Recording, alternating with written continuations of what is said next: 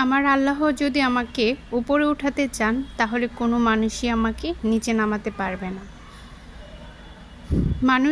মানুষকে এতটা ক্ষতি করতে পারে আমি কখনোই কল্পনাও করতে পারি না। আমার পিছনে মানুষ এতটা লেগেছে, আমার ভীষণ কষ্ট হচ্ছে এখন যে যাদেরকে আমি বিশ্বাস করি তারা আমার সাথে বিশ্বাসঘাতকতা করে। আসসালামু আলাইকুম প্রিয় আপু ভাইয়ারা, আশা করছি সবাই ভালো আছেন। আলহামদুলিল্লাহ আমিও আল্লাহর অশেষ রহমতে অনেক ভালো আছি। চলে আসলাম আপনাদের মাঝে নতুন একটা রেসিপি নিয়ে। আজ আমি কলমি শাকের একটি রেসিপি বানাবো আর সেটাই আপনাদের সাথে শেয়ার করব। এই যে দেখুন, আমি লাল কলমি শাক নিয়েছি।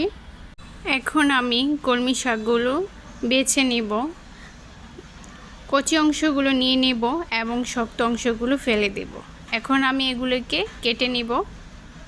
এই যে দেখুন আমি কীরকম করে কেটে নিচ্ছি, আপনারাও এভাবে কেটে নেবেন, বেশি কুচি করব না। এই যে দেখুন আমি কিভাবে কেটে নিয়েছি,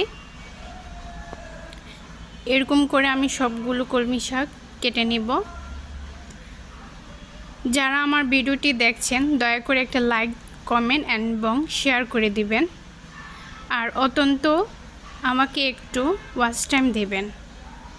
সব আপুরা বলে ইনশাল্লাহ ফুল ওয়াচ করি, অথচ আমি ভিডিওর ডিউরেশন দেখলে আমার এতটাই খারাপ লাগে যে এত ছোট আমি ভিডিও দেই, সেখানে সবাই 1 মিনিট করে দেখে। এটা খুবই লজ্জার বিষয়। আর আমি যার ভিডিও দেখি ইনশাল্লাহ বলে ফুল ওয়াচ করার চেষ্টা করি। যদি কোনো কারণে ফুল ওয়াচ নাও করতে পারি, অত্যন্ত আমি একটা ভালো ওয়াচ টাইম দেওয়ার চেষ্টা করি। আমি আশা করব সব আপুরা আমাকে একটু হলেও ওয়াচ টাইম দেবেন এবং ভালোবাসা দেবেন। যাই হোক, চলে আসি আমার মূল বিষয়। এখন আমি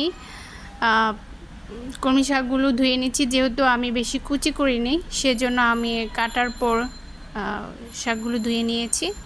এখন আমি একটা পাত্রে সবগুলো শাক রেখে দিচ্ছি। এই হাঁড়িতে আমি রান্না বসাবো।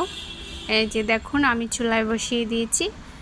আমি হাফ কাপ পরিমাণ পানি দিয়েছি, বেশি পানি দেব না, কারণ বেশি পানি দিলে পানসি হয়ে যায়, খেতে ভালো লাগবে না। এখন আমি পরিমাণ মতো লবণ দিয়ে ঢেকে দিয়েছি। এই যে দেখুন অনেকটা কমে গেছে লবণ দেওয়ার কারণে। এখন আমি এই যে আলু কুচি দিয়েছি, আমি আলুগুলো এভাবে কুচি করে দিয়েছি। এখন আমি সবগুলো মশলা দিয়ে দেবো একে একে। বেশি মশলা এখানে দেওয়া লাগে না। আমি হলুদ দিয়েছি 1 চামচ আর মরিচের গুঁড়া 1.5 চামচ দিয়েছি, কারণ একটু ঝাল হলে খেতে ভালো লাগে। আর দিয়েছি ধনিয়া গুঁড়া 1 চামচ আর পেঁয়াজ কুচি দিয়েছি। এই যে দেখুন আমি নেড়ে ছেড়ে মিক্স করে নিয়েছি। চলে আসলাম 2-3 মিনিট পর, আমি ঢেকে দিয়ে রেখেছিলাম। এই শাকটা রান্না করতে বেশি সময় লাগে না। এই যে দেখুন আমি 3টি পোয়া শুটকি দিয়েছি, মিডিয়াম সাইজের। আমার এই শুটকিটা ভীষণ পছন্দ, আমার খুব ভালো লাগে এই শুটকিটা। নেড়ে চেড়ে মিক্স করে নিয়েছি। এখন ঢাকা দিয়ে দেব 1 মিনিটের জন্য। ফিরে আসলাম 1 মিনিট পর। এই যে দেখুন আমি মিক্স করে নিয়েছি।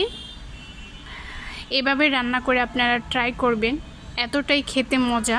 যারা বিশেষ করে শুটকি পছন্দ করেন তাদের কাছে অবশ্যই ভালো লাগবে। সব সময় একঘেয়েমি খাবার না খেয়ে একটু ভিন্ন রকম খাওয়ার চেষ্টা করেন। মাশাআল্লাহ এতটা ভালো হয়েছিল খেতে, কি বলবো, খুবই দারুণ লাগে খেতে। এটা অবশ্যই আপনারা ট্রাই করবেন। এভাবে কলমি শাক রান্না করলে খেতে ভীষণ মজা লাগে। আমার তো এটা ভীষণ প্রিয়। এই যে দেখুন আমার রান্নাটা কত সুন্দর হয়েছে। যদি ভালো লাগে অবশ্যই কমেন্ট করে জানাবেন। আর আপনারাও বাসায় অবশ্যই ট্রাই করবেন আর কেমন হলো আমাকে জানাবেন। দেখুন কতটা সুন্দর একটা কালার হয়েছে।